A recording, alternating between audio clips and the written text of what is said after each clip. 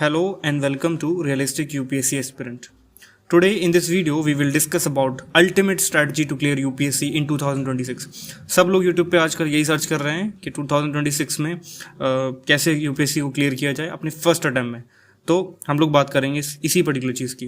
तो ये जो स्ट्रैटेजी होगी ये 2.5 ईयर्स की स्ट्रैटेजी होगी और आप कह सकते हो लगभग 30 to 31 मंथ्स के आसपास की स्ट्रैटेजी है। नवंबर 2023 से स्टार्ट होगी हम लोग की स्ट्रैटेजी और मई 2026 में फिनिश होगी। ये फिनिश होगी आपका प्रीलिम्स एग्जाम ओवर होने के बाद। इसके बाद क्या करना है, आप तब तक बहुत समझदार हो जाओगे तो आप खुद ही जज कर पाओगे। उसके बाद मई के बाद जून, जुलाई, अगस्त, सितंबर, इन 4 महीने में आपको क्या करना पड़ेगा। तो आज हम लोग से बात करेंगे अप टू मई 2026 की। ठीक है, पहले मैं अपनी क्रेडिबिलिटी थोड़ी सी जज बता दूं आपको, क्योंकि ये इंपॉर्टेंट है इस वीडियो के लिए, तभी मैं बता रहा हूँ, otherwise I would have not done this. I scored all India rank 11th in my class 12th board examination 2020। ठीक है, I am also university topper. ये मैटर नहीं करता, मैटर ये करता है कि आई स्कोर्ड AIR 11 और इतना स्कोर करने के बाद what I did, I sacrifice Delhi university and Jamia Millia Islamia as my college destination and I did my graduation from local school of Bundelkhand university which like didn't deserve me. ठीक है, बट मैंने sacrifice कर दिया अपने दिल्ली यूनिवर्सिटी को। क्यों? क्योंकि मुझे लगता था कि UPSC करना है, मुझे फर्स्ट अटेम्प्ट में क्लियर करना है, मुझे टाइम देना पड़ेगा। तो ऐसा नहीं होना चाहिए। मैं आपको एक लेसन दूंगा कि प्लीज़ ऐसी कोई चीज़ें मत करना, अपना ड्रीम, अपना कॉलेज वगैरह सेक्रीफाइस मत करना, बिकॉज ये चीज़ आपके काम आएगी, बहुत इंपॉर्टेंट है। और मैं तब से ही प्रिपरेशन में पता है 2020 से अभी तक, और अभी मैं तो यही कह सकता हूँ कि ये नहीं करना चाहिए आपको, बिकॉज अपने पास एक्सपीरियंस पे मैं ये कह सकता हूँ कि आपको इस पर्टिकुलर कॉलेज के जो एक्सपीरियंस होते हैं ना, उसकी बहुत हेल्प मिलती है अपने एग्ज़ाम टाइम में, अपनी प्रिपरेशन में।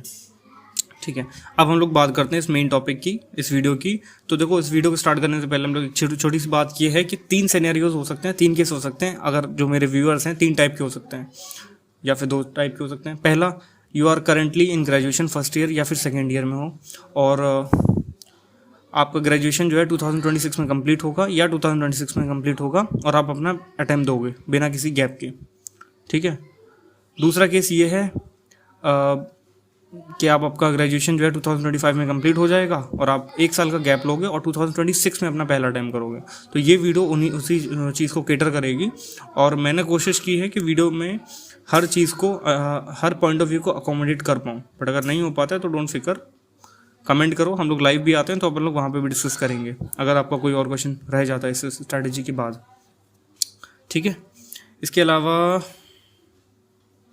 एक मैं छोटी सी चीज़ आपसे चाह रहा हूँ कि ये वीडियो होने वाली पार्टिसिपेटिव, तो आप जस्ट अभी एक छोटा सा काम ये करो कि कमेंट में जाओ और लिखो, एक प्लेज लो और वहाँ पे लिखो जाके that I will clear UPSC इन 2026। सब लोग लिखो, तब जाके हम लोग आगे बढ़ेंगे। वीडियो पॉज करो और लिखो अभी। आई होप आपने लिख लिया हो। अब हम लोग अपनी स्ट्रैटेजी स्टार्ट करें।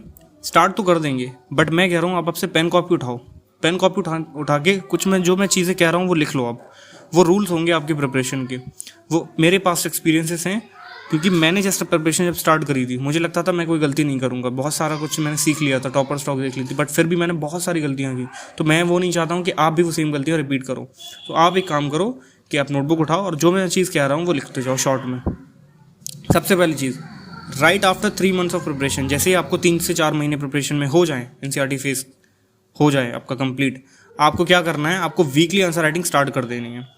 Weekly answer writing of GS answers, optional answers and ऐसे राइटिंग वीकली, डेली। मतलब वीकली का मतलब है 1.5 या फिर 1 आवर आपको देना है विदाउट पोस्ट वार्निंग, कुछ भी हो जाए।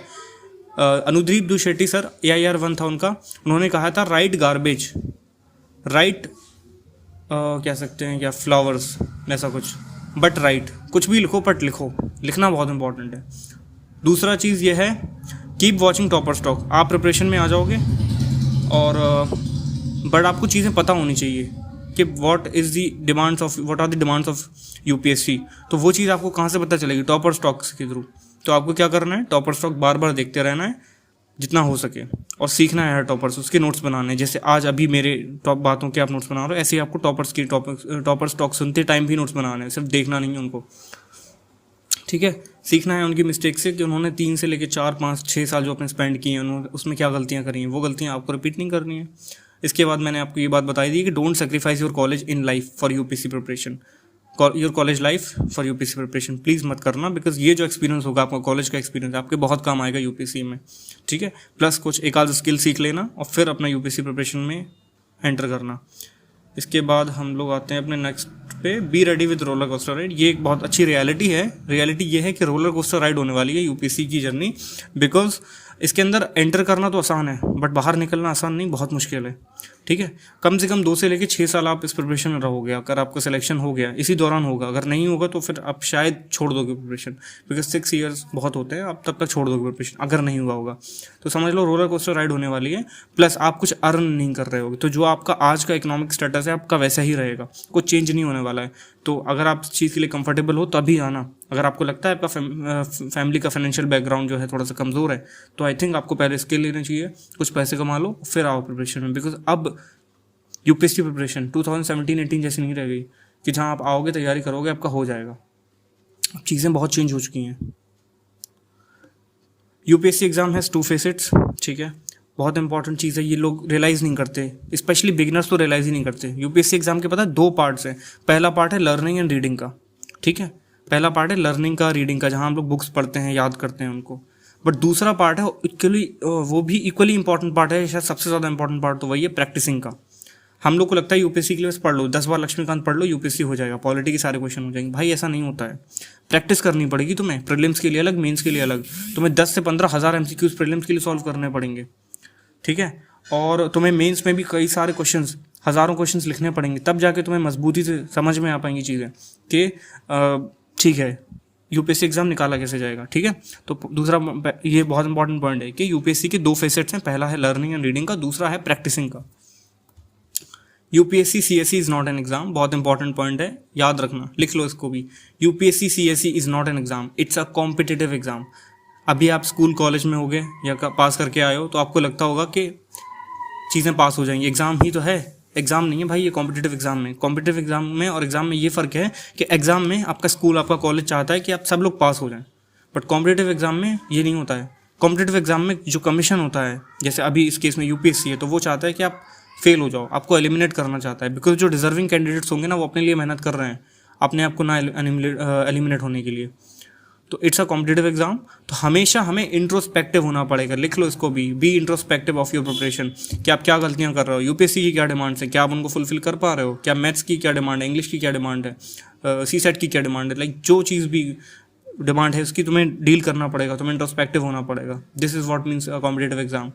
इसके बाद now the next thing is UPSC is a game of luck but not always. इस पर मैं एक पूरी वीडियो बनाऊंगा, बहुत इंपॉर्टेंट वीडियो होगी, वो देख लेना आप, बहुत जल्दी बनाऊंगा, तो उसके लिए सब्सक्राइब कर लो। यूपीएससी हम सब लोग, बहुत सारे लोग कहते हैं कि लक का गेम है यार, बट मैं कहता हूँ हाँ है, बट हर बार नहीं। ये हर बार का मतलब क्या होता है वो वीडियो जब बनाऊंगा तब एक्सप्लेन करूँगा, बहुत टाइम लग जाएगा, अदरवाइज ये अपने आप में एक बहुत डिफरेंट टॉपिक है।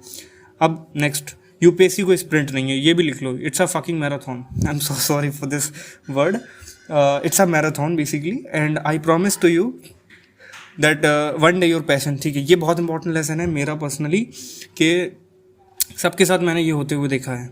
ये इतना लंबा मैराथन है कि आप आज कितने भी पैशनेट हो, मैं भी बहुत पैशनेट हुआ करता था, दिन रात बस यूपीएससी के बारे में सोचना, आईपीएस के बारे में सोचना, but I promise to you, एक दिन आपका ये पैशन ख़त्म हो जाएगा, आपका ये ऑब्सेशन ख़त्म हो जाएगा कि आपको आईएएस बनना है।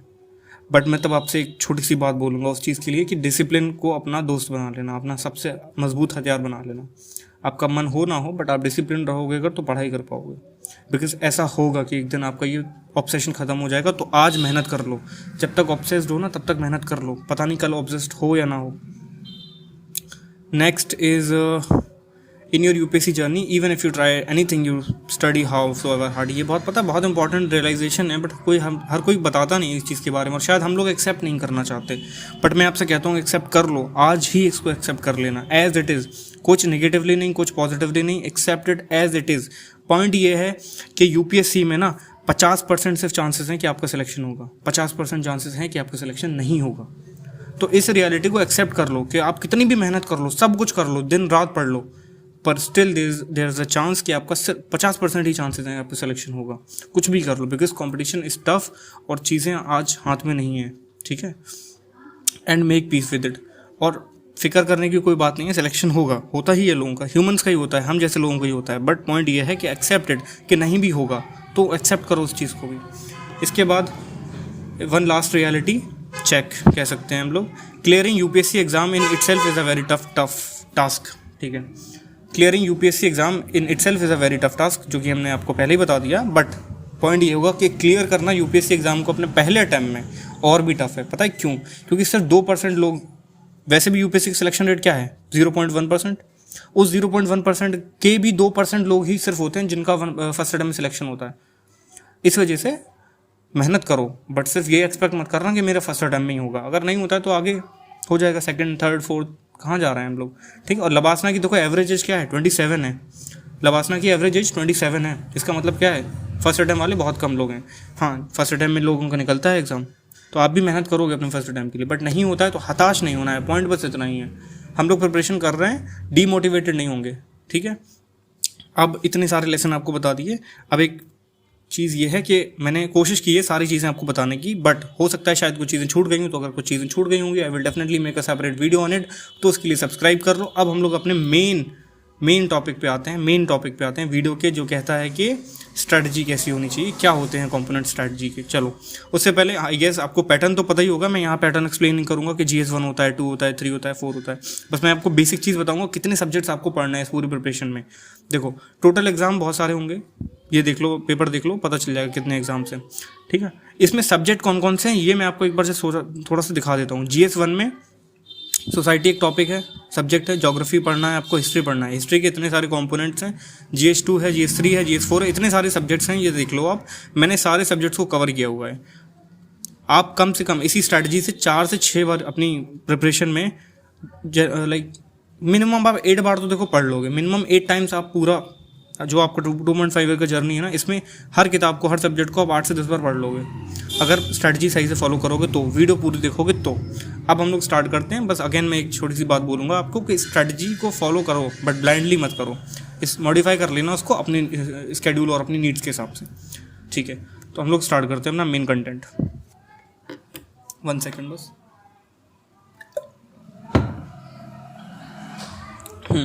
फेज़ 1, सबसे पहले फेज़, ये जो स्ट्रैटेजी होगी 4 फेजेस में डिवाइडेड होगी, 3 फेज में डिवाइडेड होगी। पहला होगा आपका एनसीईआरटी फेज़, दूसरा होगा आपका स्टैंडर्ड बुक्स का फेज़, तीसरा होगा आपका प्रीलिम्स स्पेसिफिक फेज़। ठीक है, अब स्टार्ट करते हैं हम लोग। एनसीईआरटी फेज़ में सबसे पहले आपको क्या करना है, एनसीईआरटी कौन कौन सी पढ़नी है इसी में देख लो। इसके अलावा कोई बार बार कमेंट वो पिंच नहीं करना मुझे कि कौन सी एनसीईआरटी पढ़नी चाहिए, एनसीईआरटी इंपॉर्टेंट है या नहीं। जो एनसीईआरटी बता रहा हूँ सिर्फ वही एनसीईआरटी पढ़ना है, इसके अलावा कोई एनसीईआरटी नहीं पढ़नी है। सबसे पहले पॉलिटी एनसीईआरटी देख पढ़ लो 6 to 8 की, या फिर उनकी लेक्चर्स देख लो यूट्यूब पे। ठीक है, 6 to 8 प्लस क्लास 11, ये है एनसीईआरटी, क्लास 6 to 8 और क्लास 11। इनकी या तो लेक्चर देख लो या फिर किताब पढ़ लो, ज़्यादा इंपॉर्टेंट नहीं है। क्लास 11 की एनसीईआरटी हाँ थोड़ा सा इंपॉर्टेंट हो सकती है पॉलिटी की, तो देख लेना। इसके अलावा पढ़ना कैसे है, और देखो 2 आवर्स पर डे देना है आपको 30 डेज तक। ये आपका एक सेशन होगा 2 आवर्स का। फिर ये होगा आपका न्यूज़पेपर सेशन, एक आपका न्यूज़पेपर सेशन है 1.5 आवर, न्यूज़पेपर और करंट अफेयर का सेशन है 1.5 आवर का होगा ये आपका पर डे। आपको टॉपर स्टॉक भी देखनी है 45 मिनट्स पर डे। ठीक है, ये आपका नवंबर मंथ कंप्लीट हो जाएगा इसमें।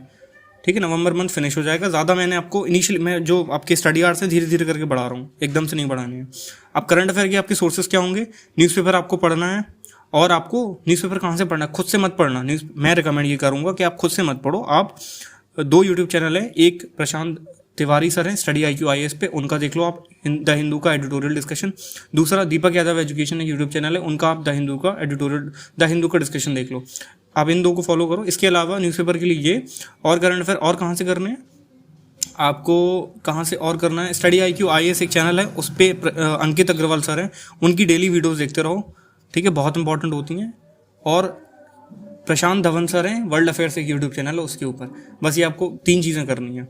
ठीक है, उनकी इंटरनेशनल रिलेशंस को लेके बहुत सारी इंपॉर्टेंट वीडियोस होती हैं, तो वो आपको देखनी है डेली, जो भी 3, 4, 5 वीडियोस जो भी निकाले वो आपको देखना है। इससे होगा क्या, इससे आपको यूपीएससी के पर्सपेक्टिव जो पॉइंट्स होते हैं ना, जो आपको मेन आंसर में लिखने पड़ेंगे, जो प्रीलिम्स के लिए चीज़ें इंपॉर्टेंट होगी, वो आपको पता चलती जाएंगी।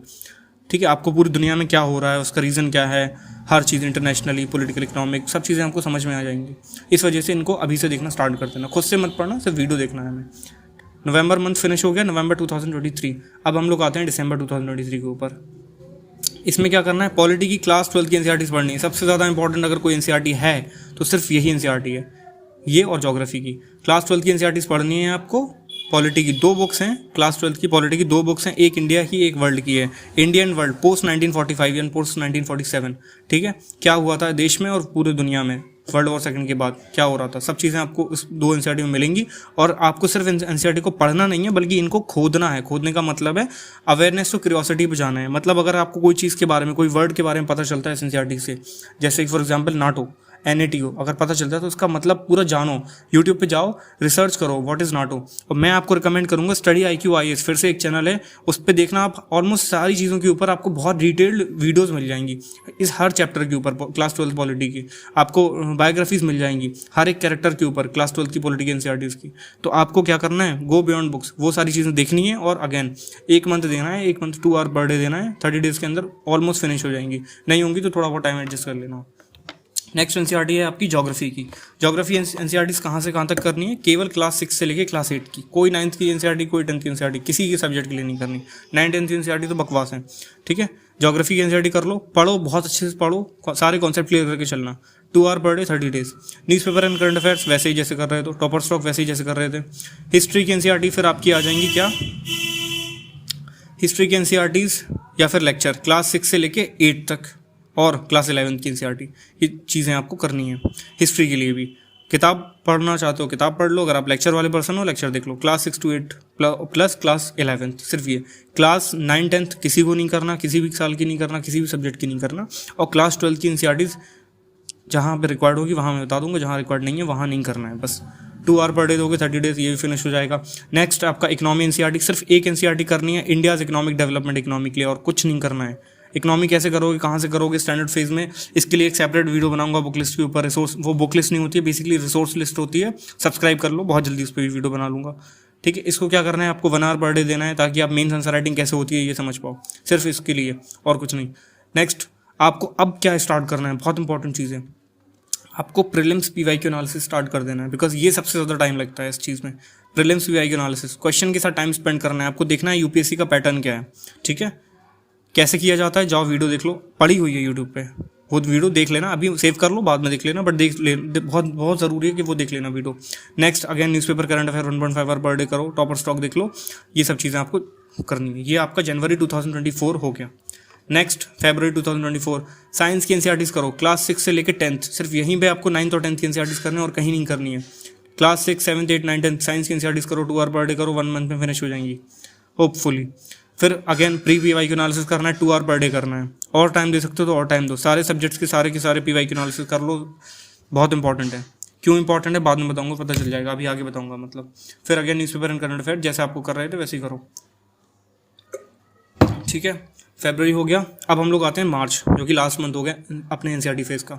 इसमें क्या करना है, आई होप अभी तक आपका प्रीलिम्स PYQ एनालिसिस हो गया होगा। अब आपको करना है mains PYQ analysis plus syllabus decoding. कैसे किया जाता है, इन दोनों टॉपिक के ऊपर एक वीडियो ऑलरेडी अपलोडेड है, जाओ देख लो। 2 आवर पर डे दोगे, 30 डेज में फिनिश हो जाएगा। हिस्ट्री एनसीईआरटीज का रिवीजन करो, अब सारी एनसीईआरटीज का रिवीजन करना है आपको मार्च में। हिस्ट्री एनसीईआरटीज का रिवीजन करना है 1 आवर पर डे देके। ज्योग्राफी एनसीईआरटीज का रिवीजन करना है 1 आवर देके, और ज्योग्राफी मैपिंग करनी है 2 आवर पर डे देके, और टाइम निकालना यहाँ या कहीं और। पॉलिटी की एनसीईआरटी क्लास 12 की बहुत इंपॉर्टेंट है, उनको भी करना है ना, जो सबसे इंपॉर्टेंट एनसीईआरटीज है मैंने आपको बताया था, तो उनका भी आपको क्या करना है, रिवीजन करना है बहुत अच्छे से। ये हो गया आपका मार्च, ठीक। अब अगर आपके पास स्टिल कोई टाइम बच जाता है तो आपको क्या करना है, PYQ एनालिसिस करना है, ठीक है। अगर आपने ये चीज़ें जल्दी कर ली हों या जैसा भी है, ठीक है, ये सब चीज़ें तो हो गई। बट मैं एक छोटा सा अनाउंसमेंट करना चाहूँगा यहाँ पे कि अगर आप नहीं चाहते हो, अगर आप चाहते हो कि आपका टाइम नहीं जाए PYQ एनालिसिस करने में, सिलेबस डिकोडिंग में, और पता है टाइम आपका चला भी जाएगा तब भी आई डोंट थिंक सो कि आप कर पाओगे उस लेवल का डिकोडिंग जिस लेवल का रिक्वायरमेंट है, क्योंकि समय लगता है सीखने में। तो मैं ये कह रहा हूँ कि I will soon start a premium Telegram group, जहाँ पे मैं ये सारी चीज़ें आपको एक कह सकते हो आप पिज़्ज़ा के रेट में, पिज़्ज़ा के कम रेट में, पिज़्ज़ा से भी कम रेट में प्रोवाइड कर दूंगा सारी की सारी चीज़ें। प्रीलिम्स का एनालाइज, मेंस के एनालाइज, प्लस उनके नोट्स, उनके अवेयरनेस टू क्यूरियोसिटी वाले नोट्स हैं, syllabus decoded, topic wise, subject wise, हर चीज़, मतलब इतना आपको बेनिफिट करेगा वो, और उसका जो कॉस्ट होगा बहुत ही कम होगा, लेस देन अ पिज़्ज़ा, ठीक है। And it will also save your minimum 2000 rupees. तो आपको सेव करेगा ही करेगा, क्योंकि आपको वो बुक्स ही नहीं खरीदनी पड़ेंगी। अब जो बुक्स आपको खरीदनी पड़ती हैं ये सारा एनालिसिस करने के लिए, प्लस आपका जो प्राइसलेस टाइम है, जो कि उसका तो कोई कीमत नहीं है, वो भी बच जाएगा आपका। कम से कम 3 महीने बच जाएंगे, और पता नहीं बहुत सारा कुछ दूंगा मैं। तो जब मैं लॉन्च करूँगा, जो प्रेफरेबली ऐसे 3 से 4 महीने बाद लॉन्च करूँगा, जब ठीक ठाक सब्सक्राइबर एंड व्यूअर्स हो जाएंगे, जब आपको मेरे ऊपर ट्रस्ट हो जाएगा, तब मैं लॉन्च करूँगा। तो उसके लिए आप सब्सक्राइब कर लो, हम लोग रहेंगे टच में, ठीक है। और ये सारी चीज़ें हो गई। ये हम लोग का मार्च तक का एनसीईआरटी फेज़ था, मार्च 2024 तक का। कुछ छोटे से रूल्स हैं इस फेज़ के, रूल्स हैं जो आपको फॉलो करने हैं। पहला रूल ये है कि मॉक इंटरव्यू जो है आपको देखना पड़ेगा।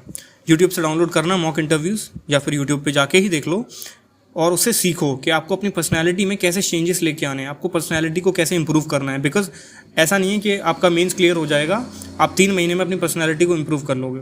जो इंटरव्यू होता है, जो पर्सनैलिटी टेस्ट होता है, उसके लिए आप इंप्रूव कर लोगे, नहीं हो पाएगा। पर्सनैलिटी में 1 से 2 साल लगते हैं, ठीक है ना। तो अभी से सीख लो कि आपको क्या करना है, और धीरे धीरे करके अपनी पर्सनैलिटी को शिफ्ट करना सीखो। हमेशा काम आएगी आपका पर्सनैलिटी डेवलपमेंट।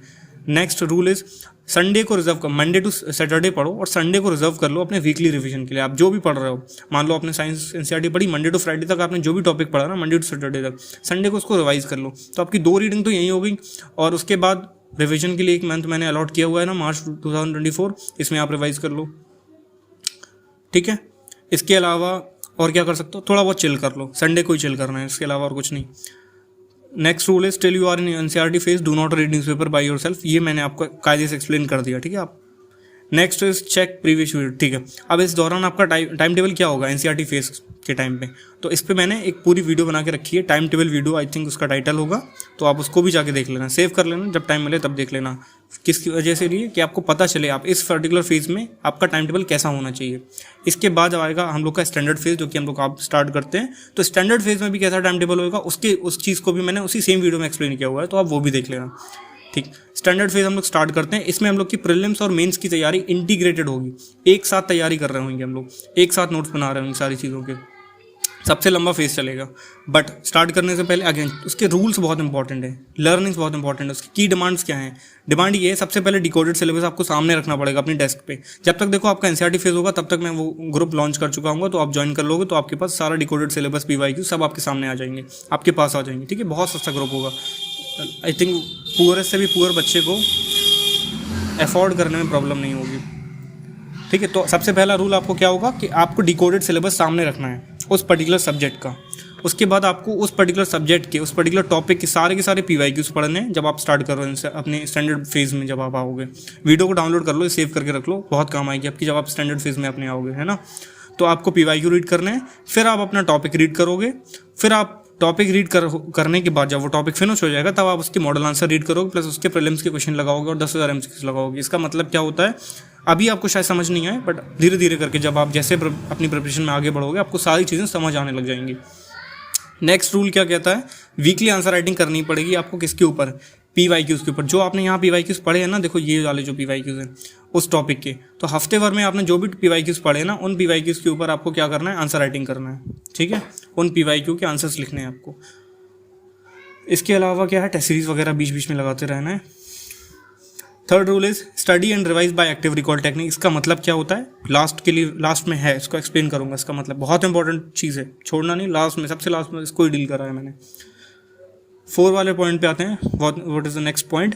इसमें क्या है, मंडे टू फ्राइडे पढ़ना है हमें, मंडे टू फ्राइडे पढ़ेंगे, सैटरडे और संडे हम लोग रिजर्व करेंगे, किसके लिए, अपने रिविजन के लिए, और अपना ब्रेक लेने के लिए, चिल करने के लिए, मूवीज़ वगैरह देखने के लिए, हैंग आउट करने के लिए, बस। तो मंडे टू फ्राइडे पढ़ना है, सैटरडे संडे रिवाइज करना है, क्वेश्चंस लगाना है, मॉडल आंसर करना है, आंसर लिखना है, ये सब चीज़ें करनी है, ऐसे लिखना है, ये सारा काम रहेगा आपका। वही next rule is essay writing और आंसर राइटिंग सेशन आपका होगा हर Sunday Saturday. Next is second last point is subject is not until you give test prelims and main sectional test on it plus solve all prepare. ठीक है, point ये है कि अगर आप कहो कि मैंने लक्ष्मीकांत पढ़ ली तो मेरा पॉलिटी हो गया, तो ऐसा नहीं है। आपका सब्जेक्ट कंप्लीट तब माना जाएगा जब आपने एक प्रीलिम्स का टेस्ट लगा लिया होगा सेक्शनल पॉलिटी का, एक मेंस का टेस्ट लगा लिया होगा सेक्शनल पॉलिटी का, प्लस सारे के सारे PY सॉल्व कर लिए होंगे प्रीलिम्स के और मेंस के दोनों, तब माना जाएगा कि आपका वो टॉपिक कंप्लीट हो गया है। ठीक है, and the last point is IR एक ऐसा सब्जेक्ट है जो कि कंप्लीट होगा थ्रू करंट अफेयर्स ओनली। ठीक है, तो अगर आप बीच में मुझसे बोलो कि भाई करंट अफेयर जो IR है उसकी कौन सी बुक है, कौन सी बुक से करना है हमें, तो वो परेशान मत होना, आपको करंट अफेयर से ही करना है, ठीक है। जो मैंने आपको ऊपर करंट अफेयर के सोर्सेज बताए ना एनसीईआरटी फेज में, वही सेम सोर्सेज आपको अभी भी फॉलो करने होंगे। मैं तो हमेशा ये रिकमेंड करूँगा, कोई मैगजीन मत पढ़ना, कोई मंथली मैगजीन पढ़ना, कुछ भी मत करना, ठीक है। और because foundation is already build in NCERT phase, ठीक है। और वही है इसका आईआर का जो आपका मेन फाउंडेशन होगा ना, मेन फाउंडेशन कहाँ बनेगा, एनसीईआरटी फेज में ही बनेगा। कैसे बनेगा, जो आपने क्लास 12 की एनसीईआरटी पढ़ी थी ना, उसमें एक एनसीईआरटी थी पॉलिटी की, वो पूरी आईआर के ऊपर थी, इंटरनेशनल रिलेशन। आज के वो अगर आपने वो बुक अच्छे से पढ़ ली खोद के, तो आपको कोई प्रॉब्लम नहीं आने वाली आपकी फाउंडेशन में लेके। और बाकी जो चीज़ें आईआर की है वो सारी करंट अफेयर बेस्ड होती हैं, तो आप वीडियो देखोगे, न्यूज़पेपर पढ़ोगे, आपको सारी चीज़ समझ आने लग जाएगी, आप आंसर लिखना सीख जाओगे। अब हम लोग स्टार्ट करते हैं अपना स्टैंडर्ड फेज। स्टैंडर्ड फेज में कब किस मंथ में आपको क्या करना है, ठीक है। पॉलिटी, अब देखो पता है यहाँ पे मैंने एक बहुत यूनिक चीज़ करी है, पूरे यूट्यूब पे कोई नहीं करता, और आई थिंक टॉपर्स भी नहीं बताते यार ये। और मैं सबसे बड़ी गलती मानता हूँ सबकी पूरे यूट्यूब पे, ये मिस गाइडेंस की। सब लोग क्या कहते हैं कि आप 30 डेज दो, लक्ष्मीकांत पढ़ो और हो जाएगा 30 डेज में। हमें लगता है कि यार 30 डेज का मतलब है सिर्फ एक बार पढ़ लो चीज़ें और हो जाएगा याद, फिर हमें कुछ करना ही नहीं है, बस हमें रिवीजन ही तो करना है, तो 5 दिन में 10 दिन में रिवीजन हो जाएगा। बट ऐसा नहीं होता है। तो मैंने उसी गलती को सुधारने की कोशिश की है कि मैंने सबसे पहले हर सब्जेक्ट को एक टाइम दिया है जिसमें आप फर्स्ट रीडिंग लोगे। फर्स्ट रीडिंग सेकंड रीडिंग इसका मतलब क्या होता है, चलो मैं लास्ट में अनाउंस करने वाला था बट मैं भी कर देता हूँ उसको अनाउंस। एक वीडियो और है चैनल के ऊपर, ठीक है, जो मेरी अभी लेटेस्ट अपलोडेड वीडियो है, how to read and revise for UPSC toppers approach, ठीक है। तो वो वीडियो देख लेना, उसमें मैंने एक्सप्लेन करा है कि first reading second reading third reading का सबका मतलब क्या होता है। तो आपको क्या करना है कि पहले मैंने आपको 30 डेज दे दिए पॉलिटी के लिए, ठीक है, जिसमें आप फर्स्ट रीडिंग लोगे। फिर मैंने 60 डेज दिए हैं पता है पॉलिटी को फिर से। वहाँ पे आपको क्या करना है, अगेन रीडिंग लेना है। फर्स्ट पता है 2 रीडिंग तो आपकी यहीं हो जाएंगी पहले 30 दिन में, फिर आपकी 2 रीडिंग होंगी आपके 60 डेज में। नेक्स्ट इसमें क्या करना है, आपको रीड करना है, आपको नोट्स बनाना है, टेस्ट लगाना है, सारा कुछ करना है। फिर मैंने आपको फिर एक्स्ट्रा मैंने कोई टाइम नहीं दिया, फिर आपको रिवीजन करते जाना है बीच बीच में। तो मैंने टोटल 90 डेज दे दिया आपको पॉलिटी कवर करने के लिए, 90 डेज एक सेशन के, 3 आवर वाले सेशन के। तो ये चीज़ें आपकी करनी होंगी। तो हम लोग स्टार्ट करते हैं पॉलिटी के ऊपर। तो 30 डेज में आपको पॉलिटी को रीड करना है। लक्ष्मीकांत या आपके लेक्चर हैं जो भी हैं, आपको 30 डेज के अंदर एक बेसिक इंसाइट लेना है। क्या करना होता है इस फेज में, वो वीडियो देख लो मेरी how to read and revise वाली, आपको पता चल जाएगा। क्योंकि हर चीज़ को अगर मैं एक्सप्लेन करूँगा तो वीडियो बहुत लंबी हो जाएगी। नेक्स्ट इज इकोनॉमी करो 30 डेज में। फिर वही अगेन न्यूज़पेपर वगैरह करते रहो, और वही इसका टाइम टेबल क्या होगा वीडियो देख लो, पता चल जाएगा टाइम टेबल वाली चीज़ कि और क्या क्या चीज़ें आपको करनी पड़ेंगी पूरे दिन में, ठीक है। बस मैंने यहाँ पे 3 चीज़ें मेंशन करी हुई हैं। अब आपके पॉलिटी इकोनॉमी वगैरह इनके रिसोर्सेज क्या होंगे तो बता दिया जैसे मैंने आपको पहले ही, कि एक डिफरेंट वीडियो बनाऊंगा रिसोर्स लिस्ट के ऊपर बहुत जल्दी, तो उसमें आपको पता चल जाएगा, ठीक है। नेक्स्ट आपका अप्रैल मंथ के ये टारगेट हो गए। हम लोग मई मंथ में क्या करेंगे, अब हम लोग पढ़ेंगे society and social justice, 3 hour का सेशन होगा अगेन। फिर हम लोग 15 डेज, एक सेशन में तो ये हो गया। दूसरे सेशन में हम लोग क्या करेंगे, जो 3 आवर का सेशन होगा, पहले 15 दिन हम लोग गवर्नेंस पढ़ेंगे, क्योंकि हमने जस्ट अभी ऊपर पॉलिटी पढ़ा था, तो गवर्नेंस भी पढ़ना ज़रूरी है। और उसके बाद हम लोग आईआर पढ़ेंगे। आईआर कहाँ से पढ़ेंगे, मेंस 365, जब वीडियो बनाऊंगा पता चल जाएगा। अभी तो आप इस फेज़ में हो नहीं, तो आपको परेशान होने की जरूरत ही नहीं है। जब तक आप इस फेज़ में आओगे आपके पास सारी वीडियो होंगी, ठीक है। अगेन वही न्यूज़पेपर वगैरह आप कर लो, 15 डेज में ही सारी चीज़ें हो जाएंगी। तो मई हो गया। जून 2024 मैंने रिजर्व कर दिया है आपके बैकलॉग के लिए, कि अगर आपकी कुछ चीज़ें छूट जाएँ, कुछ बैकलॉग्स बन जाएँ, या फिर प्लस कॉलेज एग्जाम्स अगर आपके कोई हैं, फाइनल ईयर में हो आप या सेकंड ईयर में, तो आप वो कर सकते हो, ठीक है। अब मैंने बैकलॉग्स बहुत कम दिए हैं, पता है मैंने मंथ्स को बहुत कम रिजर्व करके रखा है, बिकॉज मैंने इतना टाइम देख रहा पॉलिटी को, मैंने 90 डेज दिए हैं। आपकी 4 रीडिंग यहीं हो जाएंगी आराम से। इस वजह से मैंने ज़्यादा आपको टाइम नहीं दिया, रिजर्व नहीं किया है। तो आपको भी टाइम एक्स्ट्रा स्पेंड करने की ज़रूरत नहीं है, बिकॉज मैंने ऑलरेडी बहुत ज़्यादा टाइम दे दिया है। इससे ज़्यादा टाइम मत देना आप। नेक्स्ट अब देखो, पॉलिटी को मैंने ऊपर 30 डेज दिए थे अप्रैल में, अब फिर से मैंने जुलाई में 60 डेज दिए हैं, 3 आवर का सेशन। इसमें आपको वही नोट्स बनाने हैं, सारे के सारे क्वेश्चन सॉल्व करने हैं, सेक्शनल टेस्ट लगाना है, और कम से कम 2 बार पढ़ना है। टॉपर्स के नोट से वैलिडेशन करना है। कैसे क्या किया जाता है वही वीडियो देख लो, how to read and revise वाली, पता चल जाएगा। नेक्स्ट इज इकोनॉमी, इसको भी मैंने 60 डेज दिए हैं, 3 आवर का सेशन है। फिर अगेन ये आपका एक न्यूज़पेपर का सेशन हो गया। तो ये हो गया आपका जुलाई एंड अगस्त 2 मंथ्स हो गए। फिर आते हैं हम लोग सितंबर मंथ पे, सितंबर 2024। इसमें आपको फिर से सोसाइटी पढ़ना है, 30 डेज में आपको फिनिश करना है। फिर गवर्नेंस, आईआर, न्यूज़पेपर ये कर लो। फिर अक्टूबर मंथ आएगा, आपको ज्योग्राफी पढ़ना है। फिर ऑप्शनल अब स्टार्ट कर दो। अभी तक हम लोग ने ऑप्शनल स्टार्ट नहीं करा था, बट अब हम लोग ऑप्शनल स्टार्ट कर देंगे। Optional paper 1 I wanted to make a little correction here that जहाँ पे ऑप्शनल 1 पेपर 1 लिखा है तो इसका मतलब ऑप्शनल पेपर 1 मॉड्यूल 1 है। जहाँ जहाँ पे पेपर 1 लिखा है वहाँ पे पेपर लिखा है वहाँ पे मॉड्यूल शिफ्ट कर देना आप, क्योंकि ऑप्शनल का केस ऐसा होता है कि एक ऑप्शनल के 2 पेपर होते हैं, कोई भी ऑप्शनल होगा, और हर पेपर में 2 मॉड्यूल होते हैं। तो ऑप्शनल पेपर 1 में 2 मॉड्यूल होंगे, पेपर 1 मॉड्यूल 1, पेपर 1 मॉड्यूल 2, फिर आएगा optional paper 2 module 1, optional paper 2 module 2। तो ऐसे आपको कवर करना है। फिर नेक्स्ट हम लोग आएंगे नवंबर मंथ में, नवंबर 2024 आ जाएगा। एक जीएस कवर करेंगे, environment and disaster management, because हमने जस्ट अभी ज्योग्राफी फिनिश किया था।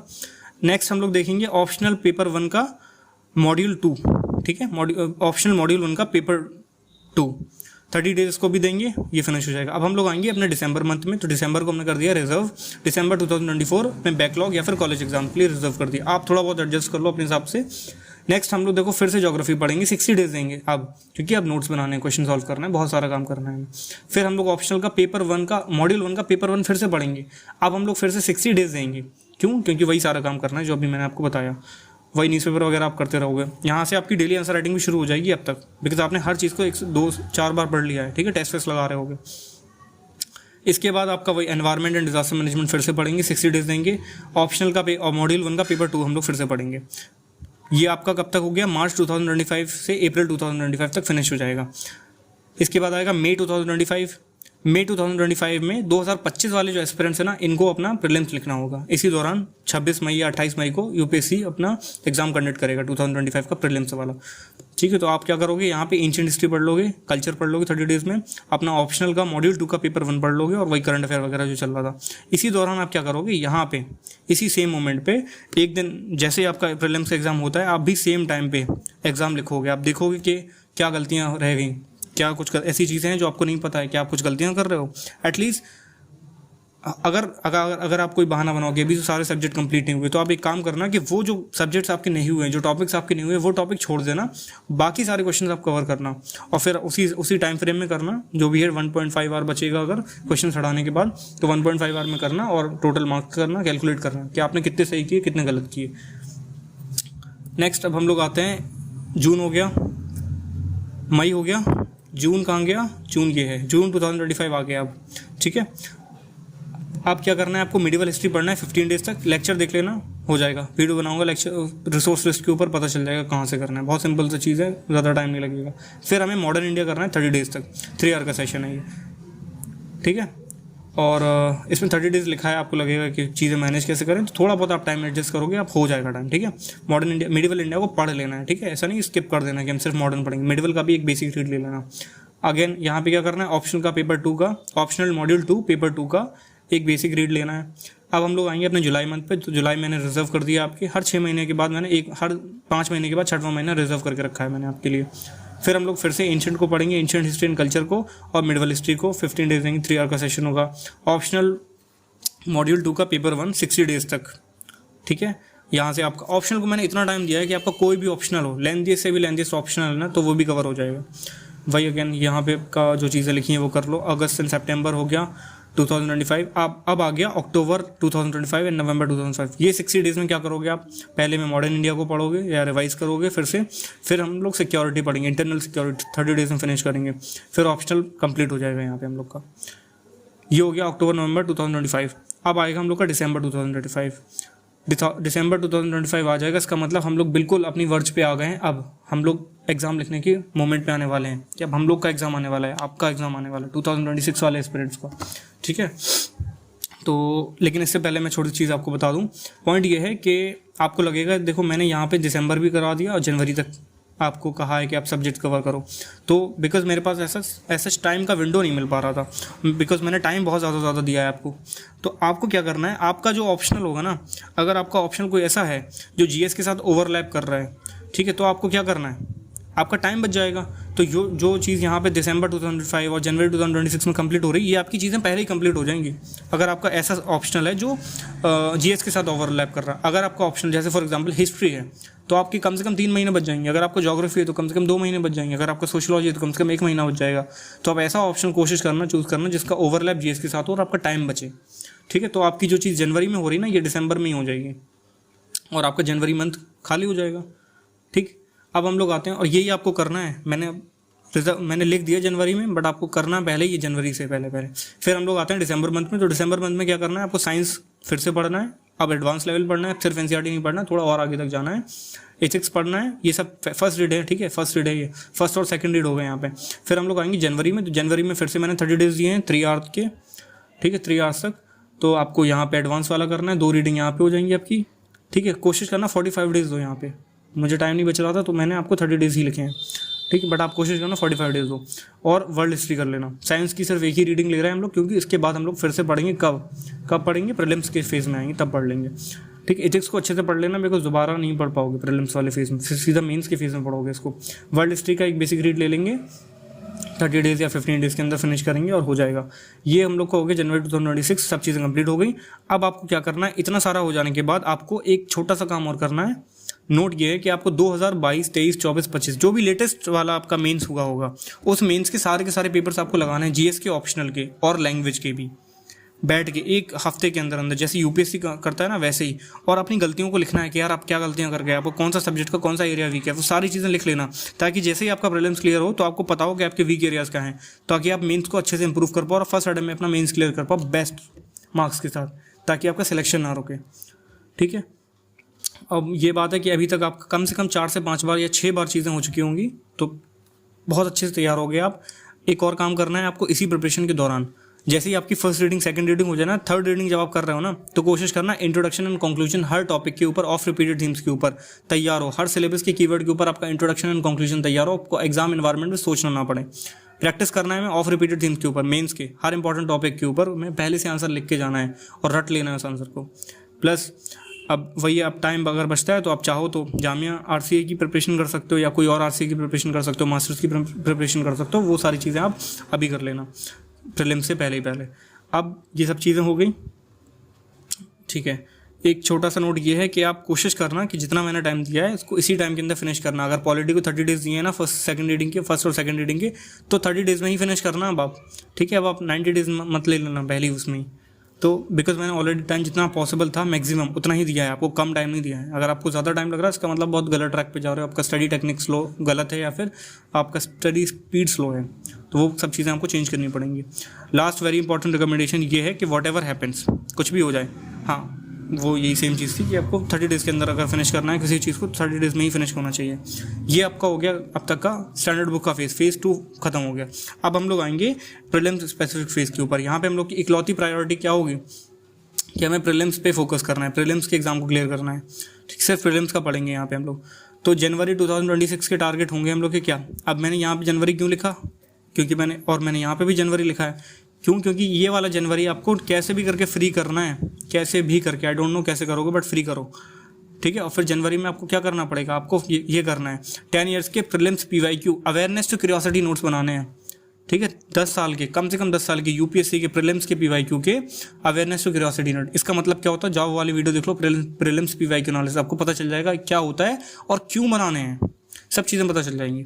और अगर नहीं बनाने हैं तो टेलीग्राम ग्रुप ज्वाइन कर लेना मेरा पेड वाला, जब मैं लॉन्च करूँगा तो आपको बने बनाए मिल जाएंगे, टाइम बच जाएगा, बिकॉज ये 1 महीने में भी नहीं बनेंगे, मुझे पता है, ठीक है। जब आप बनाओगे आपको खुद पता चल जाएगा, आप 1 हफ्ते में ना केवल 4-6 टॉपिक ही कंप्लीट कर पाओगे, तब आपको पता चलेगा भाई 1 महीने में तो नहीं हो पाएगा, और है बहुत इंपॉर्टेंट चीज़। तो टेलीग्राम ग्रुप ज्वाइन कर लेना, बहुत सस्ता पड़ेगा। नेक्स्ट, हमें अब से ही CSAT पे फोकस करना स्टार्ट कर देना है। अगर आपका CSAT वीक है तो, नहीं है वीक तो आप थोड़ा सा लेट स्टार्ट कर सकते हो। तो 2 आवर्स पर डे CSAT को देंगे। ज्योग्राफी मैपिंग को रिवाइज करेंगे हम लोग, इसी जनवरी मंथ की बात बता रहा हूँ, अच्छे से 2 से 3 घंटा ज्योग्राफी मैपिंग को देंगे, सारी प्लेसेस इन न्यूज़ को रिवाइज करेंगे, और ये सारी चीज़ें हम लोग की हो जाएंगी। जनवरी मंथ का टारगेट फिनिश हो जाएगा। अब हम लोग लॉन्च करते हैं अपना फरवरी मंथ। फरवरी से लेके अब हम लोग के पास क्या है, फरवरी है, मार्च है, अप्रैल है और मई, 4 महीने और बचे। तो इन 4 महीने के टारगेट और प्लान्स क्या होंगे ये देख लेते हैं हम लोग। फरवरी से लेके, ठीक है, फरवरी और मार्च में हमें क्या करना है, फरवरी, मार्च और अप्रैल मान के चलो, शायद ये करना है हमें कि पर सब्जेक्ट 15 डेज देने हैं हमें, ठीक है। तो पहले हम लोग क्या करेंगे, अब अपना सब्जेक्ट ऑफ ऑर्डर कुछ भी कर लेना, मैंने यहाँ पे कुछ भी लिख दिया है, आप चेंज कर लेना अपने हिसाब से। तो पहले क्या करना है आपको, 15 दिन देना है एक सब्जेक्ट के लिए। 15 दिन का मतलब है एक सेशन 15 दिन। सेशन 1 होगा आपका, मान के चलो हिस्ट्री का सेशन है, तो आप एंशिएंट हिस्ट्री पढ़ रहे हो तो आपका एक सेशन होगा एंशिएंट हिस्ट्री का। 15 दिन तक आपको सिर्फ एंशिएंट हिस्ट्री पढ़ना है एक सेशन में, दूसरे सेशन में कुछ और पढ़ना, तीसरे सेशन में कुछ और पढ़ना। हर सेशन 2.5 आवर का तो मिनिमम होगा, ठीक है। तो उन 15 दिन में करना क्या है, आपको अपना स्टैटिक सोर्स को रिवाइज करना है, या आपके नोट्स हैं एनसीईआरटी या कुछ भी है, प्लस आपको उसकी पीटी 365 पढ़नी है। जैसे अगर पॉलिटी पढ़ रहे हो, लक्ष्मीकांत पढ़ ली, आप उसकी लक्ष्मीकांत की पॉलिटी की पीटी 365 भी पढ़नी है आपको उन्हीं 15 डेज के अंदर। प्लस आपको और क्या करना है, रीड करना है आपको प्रीलिम्स के पीवाईक्यू के अवेयरनेस और क्यूरियोसिटी नोट्स जो आपने अभी पहले बनाए थे, अगर बनाए नहीं थे तो मैंने आपको जो प्रोवाइड किए थे, इनको बहुत अच्छे से रीड करना है, बहुत अच्छे से, ठीक है। तो क्या हो गया आपका, 1 से लेकर 15 फरवरी तक आपने ये कर लिया, ये सारे सब्जेक्ट्स हो गए, सारे सब्जेक्ट्स कवर हो जाएंगे। फिर 15 फेब से 28 फेब तक ये हो गया, 1 मार्च टू 15 मार्च ये हो गया, 15 मार्च से 30 मार्च तक ये हो गया, ठीक है। अब आ गया 1 अप्रैल से 15 अप्रैल तक, मैंने 15 डेज रिजर्व कर दिया आपके बैकलॉग्स के लिए। 15 अप्रैल से 25 अप्रैल तक, 25 मई तक, ये होते हैं 40 डेज लगभग। 40 डेज में क्या करना है आपको, इन 40 डेज में, बिकॉज 26 मई, 27 मई, 28 मई, इसी दौरान आपका प्रीलिम्स का एग्जाम होगा, तो मैंने 25 मई तक का आपको बनाया हुआ है। पर सब्जेक्ट आपको 4 डेज देने हैं और सेम चीज़ आपको दोबारा करनी है। अब यहाँ पे आपको जो चीज़ आप 15 दिन में कंप्लीट कर रहे थे वो चीज़ आपको 4 दिन में कंप्लीट करनी है। आपको स्टैटिक पढ़ना है, रिवाइज करना है, मतलब आपको पीटी 365 रिवाइज करनी है, आपको पीवाईक्यूज लगाने हैं या फिर अवेयरनेस और क्यूरियोसिटी नोट्स रीड करना है, आपको अपनी एरर लिस्ट को रीड करना है, ठीक है। क्या होगा और इसमें ये, इसका टाइम टेबल क्या होगा, इन सारे फेजेस का वीडियो देख लो, पता चल जाएगा टाइम टेबल वाली, ठीक है। इस वाले फेज में क्या आपका टाइम टेबल क्या होगा, इन 40 डेज में कि आप मंडे टू सैटरडे पढ़ाई करोगे और संडे को जीएस प्लस सीसेट का फुल लेंथ टेस्ट लगाओगे, एफएलटी लगाओगे, फुल लेंथ टेस्ट लगाओगे और चेक करोगे उसको, ठीक है। 4 डेज आपको पॉलिटी पढ़ना है, 4 डेज ज्योग्राफी पढ़ना है, 4 days economy, environment, science, modern India, ancient India, culture, IR, अपने खुद के करंट अफेयर के नोट्स, मैपिंग की लोकेशन। 40 डेज ऐसे फिनिश हो जाएंगे और ये आपका प्रिपरेशन कंप्लीट हो जाएगा। इसी दौरान आप इसके अगले दिन या दूसरे उसके नेक्स्ट 3-4 दिन बाद जो भी है आपका प्रीलिम्स का एग्जाम होगा और आप जाके अपना एग्जाम लिखोगे। एंड आई होप आपको ये स्ट्रैटेजी काम आई हो। अब 1-2 चीज़ें हैं। पहली चीज़, इतनी वीडियो देखने के बाद यहाँ तक हो तो ऑब्वियसली बात है, आप सीरियस एस्पिरेंट हो, तो मैं आपसे एक रिक्वेस्ट करूंगा कि जाओ, अगर आपने अभी तक नहीं लिखा है कमेंट में तो फिर से लिखो, I will clear UPSC in my 2026 attempt, I will clear UPSC इन 2026, ये लिखो जाके। और ये लास्ट चीज़ जो मैंने आपको पहले बार बार बता दी, फिर से बता देता हूँ कि how to read and revise वाली वीडियो देख लो, टाइम टेबल वाली वीडियो देख लो, बहुत इंपॉर्टेंट है। पता चलेगा, आप सारी चीज़ें समझ पाओगे कि प्रिपरेशन को कैसे बिगिन करना है। स्पेशली बिगिनर्स के लिए ये वीडियो बनाई हुई थी मैंने, ठीक है। तो आपकी स्क्रीन पे भी शो हो रही है how to read and revise, तो वो देख लो। बाकी again thank you for watching, this is realistic UPSC aspirant signing of.